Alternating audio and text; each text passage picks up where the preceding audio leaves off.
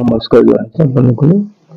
আৰু মই যিটো আপোনালোকে প্ৰশ্ন কৰিছে আজি সাহিত্য একাডেমী বঁটা পোৱাৰ কাৰণে মোৰ প্ৰতিক্ৰিয়া কি হ'ব পাৰে। প্ৰতিক্ৰিয়া ইতিমধ্যে মই ভাবোঁ মোৰ ফালৰ পৰা সাহিত্য চৰ্চা কৰাটো সহজ কথা নহয়। এক নম্বৰ কথা, বিশেষকৈ বড়োসকলৰ কাৰণে।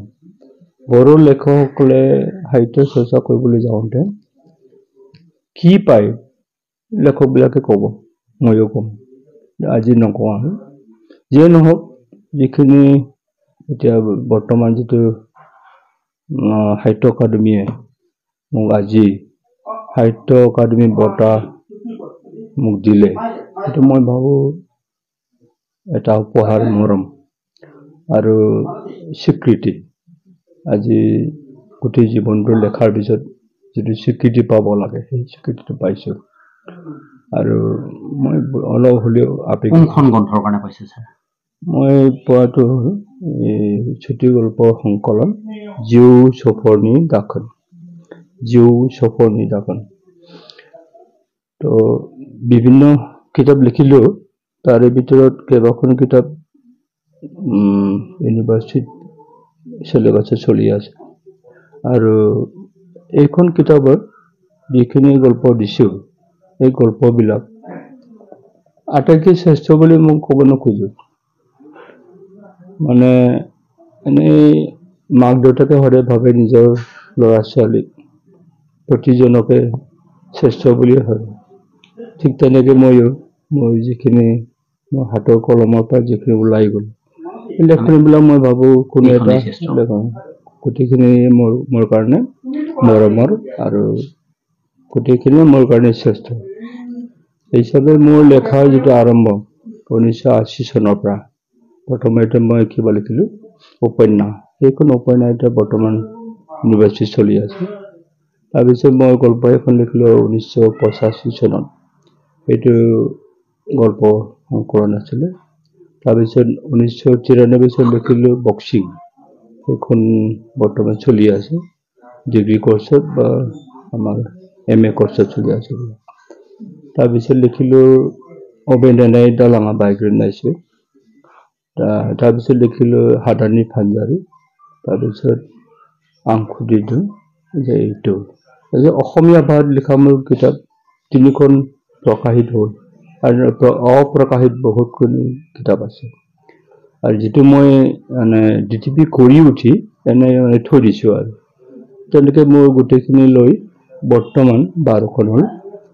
আৰু প্ৰকাশ নোপোৱা কিতাপ হ'বলৈ গৈ থকা কেইবাখন আছে, বোধকৰো 10-15খন মান হ'ব। কিন্তু টকা পইচাৰ অভাৱ। আমাৰ বড়ো ভাষাতে হওক বা অসমীয়া ভাষাতে হওক, বৰ্তমান যিটো যুগ, এতিয়া বৰ্তমানতো আৰু আমাৰ কিতাপ পঢ়া কিবাটো সময়ো নাই। আপুনি কিতাপ পঢ়া বা পঢ়ুৱৈ তেনেকুৱা অভাৱ। সেইকাৰণে কিতাপ প্ৰকাশ কৰিবৰ কাৰণে কোনেও নিবিচাৰে। আমি সেইকাৰণে থমকি ৰ'ব লগা হৈছে। আৰু সেইকাৰণে এতিয়া বৰ্তমান যি অৱস্থাত আমি আছোঁ, সেইটো অৱস্থা আমি কিতাপ লিখি যিটো কষ্ট পাইছোঁ, সেই কষ্টটো কেতিয়াবা ভাবোঁ আমি মিছাতে কিবা কিবি কৰি আছোঁ। সেইটো এটা মোৰ অনুভৱটো।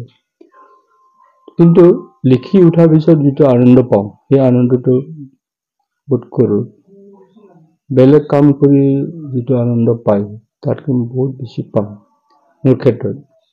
এনেকৈ মোৰ জীৱনত এনেকুৱা আছে, গোটেই ৰাতি লিখি ৰাতিপুৱাৰ সময় যেতিয়া মই টেবুলৰ পৰা উঠিম, বহাৰ পৰা উঠিম, লেখনিটো বন্ধ কৰিম, তাৰপিছত মোৰ গান ওলায়। মই গান গাওঁ, এনেকৈ গান গাম, চিঞৰি চিঞৰি গান গাম। আনন্দ, যিটো আনন্দ মই আচৰিত ধৰণৰ আনন্দ পাওঁ আৰু দেখাৰ পিছত। প্ৰকাশ পোৱালৈকে সিমানখিনি যিটো থাকে, তাতকৈ মই লিখি উঠাৰ পিছতে আকৌ যেতিয়া পঢ়ি ল'ম, বহুতখিনি আনন্দ পাওঁ। যিয়ে নহওক, এটা সৃষ্টি হোৱাৰ পিছত, সৃষ্টি কৰাৰ পিছত যিটো আনন্দ থাকে এজন আৰ্টিষ্টৰ, এজন শিল্পীৰ, এই বস্তুটো আমাৰ লেখকসকলৰ থাকে। কম বেছি পৰিমাণে সকলোৰে থাকে।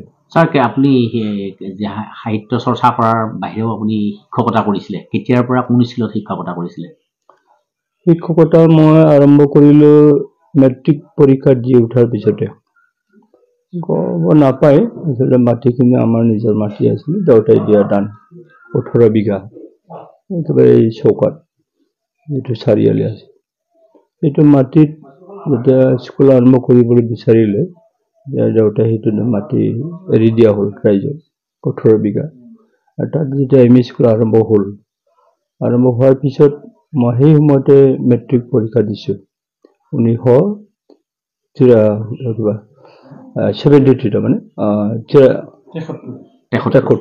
1973 চনত 1973 চনত যেতিয়া পৰীক্ষা দিলোঁ, মেট্ৰিক পৰীক্ষা দিয়াৰ পিছতে মই সেইখন স্কুলতে সোমালোঁ।